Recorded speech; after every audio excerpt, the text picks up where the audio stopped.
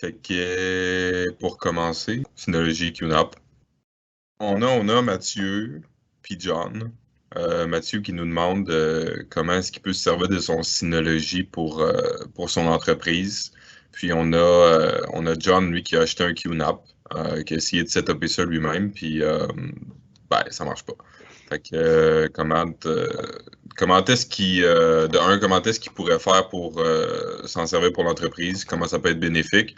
Il y aurait besoin d'accéder à leurs shares over Internet, évidemment.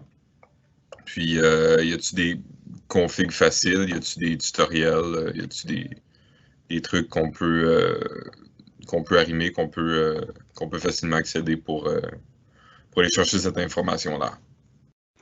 Ben d'abord, c'est important de comprendre que les deux appareils offrent des fonctionnalités similaires, mais qu'ils sont quand même différents. Synology et QNAP sont des NAS, donc Network Attached Storage. Ce sont des appareils qui permettent de partager des données sur un réseau. Puis ce sont des NAS donc, qui partagent généralement des fichiers, bien qu'ils peuvent émuler des fonctions plus avancées comme du block storage dans les deux cas.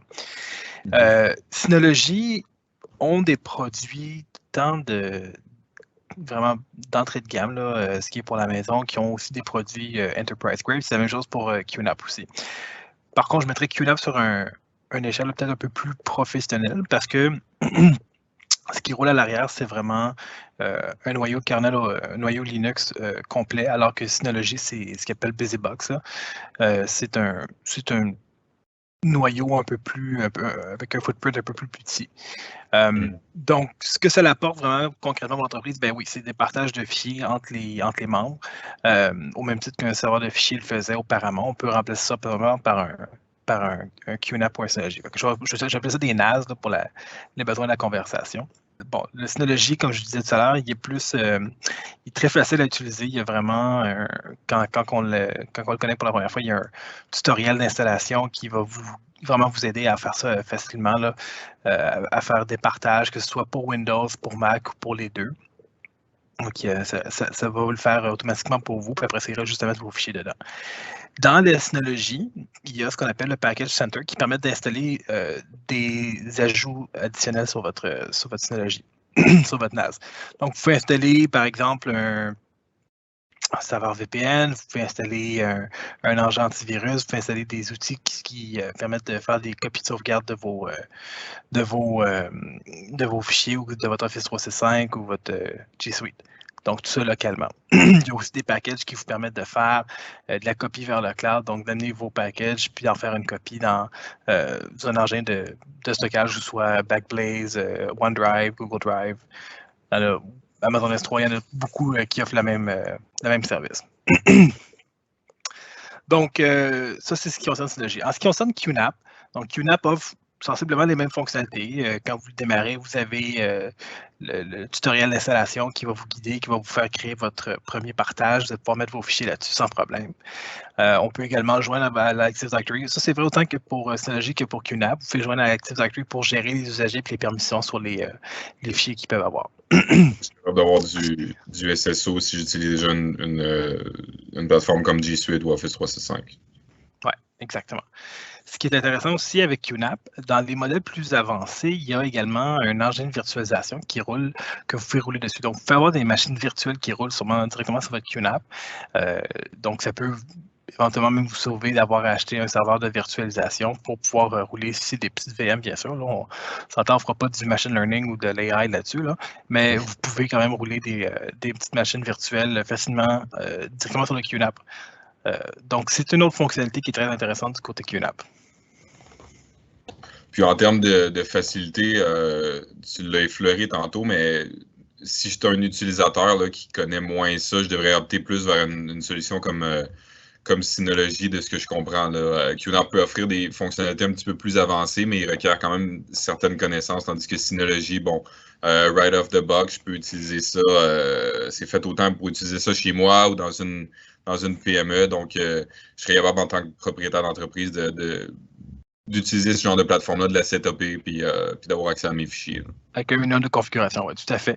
La Synology, ce que j'aimerais quand même prendre le temps de mentionner à tout le monde qui regarde ce podcast-là, c'est que c'est important de faire la bonne configuration puis de s'assurer qu'on a une configuration minimum au RAID 1. Là, donc, chez Synology, appelle ça Synology Hybrid RAID, SHR. Au moins RAID 1, vous ne voulez jamais avoir du RAID 0. C'est vraiment pas une bonne idée. Donc, RAID 0 pour les gens qui sont moins familiers avec les formats de RAID. Donc, le RAID 0, c'est en fond, vous avez par exemple deux disques de 3 TB. Alors, si vous faites un RAID 0, vous vous retrouvez avec 6 TB de stockage disponible. C'est vraiment bien. Le seul problème, c'est que si vous perdez un des disques, vous perdez l'ensemble de vos données. Alors que RAID 1, vous allez avoir 2 disques de 3 TB qui sont une copie exacte l'une de l'autre. Puis ça, c'est préférable. Donc, en devenant la perte d'un disque, au moins, toutes vos données ne sont pas perdues. Vous pouvez rajouter, remplacer le disque qui est défectueux, puis les données vont se recopier dessus automatiquement. C'est vrai, encore une fois, pour toutes les NAS, donc que ce soit Synology ou QNAP, c'est une technologie qui est là sur les deux. Si vous avez des NAS avec plus que 2 disques, donc il y a des 4, des 6, des 8, des 10, des 12, des 24, alors, regardez pour plutôt un RAID 6 ou un RAID 10, dépendamment de votre configuration et de vos besoins en termes de performance. Puis est-ce qu'il y a d'autres, là tu as parlé de RAID 1, est-ce qu'il y a d'autres paramètres de sécurité de base que je devrais mettre en place autant sur un Synology que sur un QNAP, là, des must-have, là? Ben, dans tous les cas, les certificats vont être toujours des certificats self-signed, donc c'est sûr que c'est pas l'idéal, mais c'est pas le plus gros enjeu de sécurité. D'après moi, les do's and don'ts, là, mettez absolument pas aucun usager administrateur. Donc, même l'usager que vous utilisez pour vous connecter au NAS, pour explorer des fichiers, là, pour faire des tâches administratives, mais vraiment pour l'utilisation de tous les jours, assurez-vous que c'est un usager régulier, qui a des permissions régulières, pas un super utilisateur ou un administrateur. La raison pour laquelle on mentionne ça, c'est que c'est important d'utiliser dans le fond ce qu'on appelle le principe de moins de privilèges sur l'ensemble de vos équipements. Donc, si jamais votre compte est compromis, bien, à ce moment-là, ce ne sera peut-être pas nécessairement l'ensemble des données qui seront compromises, ce seront seulement les données auxquelles vous avez accès avec votre compte régulier. Donc, ça, c'est la première chose.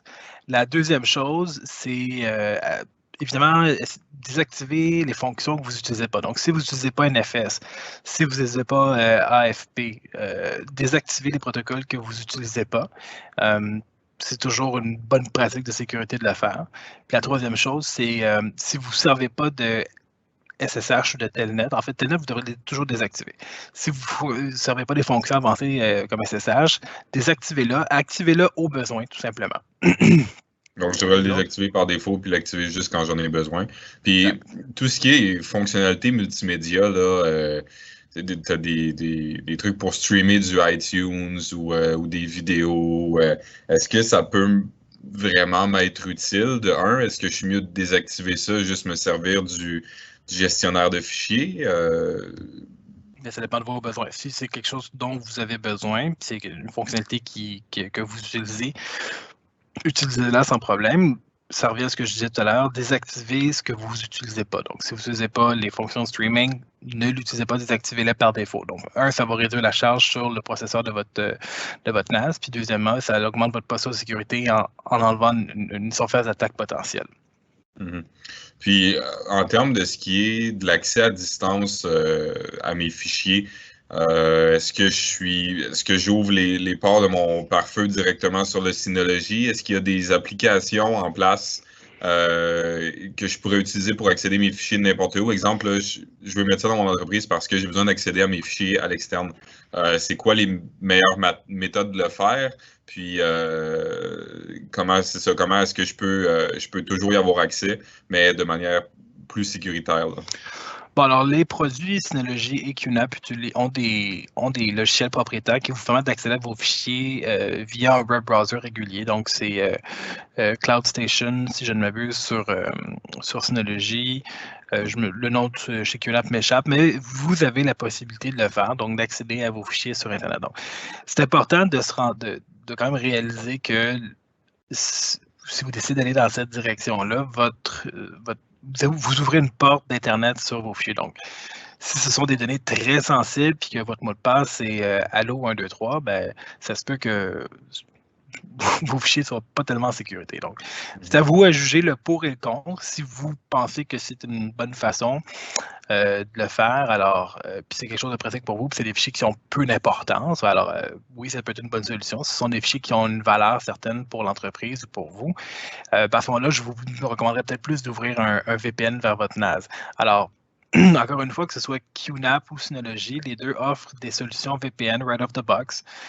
Donc, c'est simple, des clics très simples, ensuite d'ouvrir des ports dans votre pare-feu pour pouvoir vous servir de votre NAS comme serveur VPN, puis à ce moment-là, d'ouvrir une connexion vers l'ensemble de votre réseau, de votre entreprise, de façon un peu plus sécuritaire que de simplement ouvrir le produit vers Internet, tout simplement. Mm-hmm. Mm-hmm. Puis, bon, moi, je suis habitué, là, quand je rentre dans une bébelle, je passe à travers la liste de settings de l'appareil en question. Là, on a parlé de quelques points. Est-ce que je devrais passer à travers tous les points?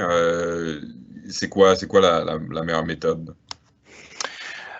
Oui, vous pouvez seulement passer au travers de tous les points. C'est sûr que ça prend plus de temps. Je vous recommande quand même de regarder, tant chez QNAP que chez Synology, ils ont des guides des bonnes pratiques, de les suivre autant que possible. C'est publié tous les deux par QNAP et par Synology. Là. Vous allez trouver les guides qui vont vous permettre de mettre les paramètres en place pour avoir une sécurité rapidement, puis sans avoir à passer nécessairement au travers de toutes les pages manuelles ou encore de tous les paramètres possibles. On a du monde qui nous a approchés, puis il y a des personnes qui cherchent une solution pour travailler de la maison. On se fait parler d'Office 365, de G Suite, on se fait parler de VPN, on se fait parler de QNAP, Synology. Est-ce qu'acheter un NAS puis domper ça chez moi, c'est une bonne chose? Est-ce que c'est la meilleure chose? Est-ce que c'est une dépense que je devrais faire ou pas? C'est une bonne chose. Encore une fois, ça dépend toujours des besoins de votre entreprise. Donc, si vous êtes une entreprise qui travaillait principalement sur des fichiers de bureautique traditionnelle, que ce soit Excel ou Google Sheets, le Synology peut vous servir effectivement de backup. Parce que oui, c'est vrai que les solutions dans le cloud, que ce soit SharePoint ou Google Drive, ont des produits, ont des solutions de backup qui sont hébergées par le fournisseur, que ce soit Google ou Microsoft. Ça ne protège pas des suppressions accidentelles. Donc, supposons qu'on travaille tous les deux sur un fichier, je le supprime, puis qu'on n'y repense pas. Au bout de 30 ou 60 jours, la corbeille est vidée. Ben, le fichier est perdu pour de bon.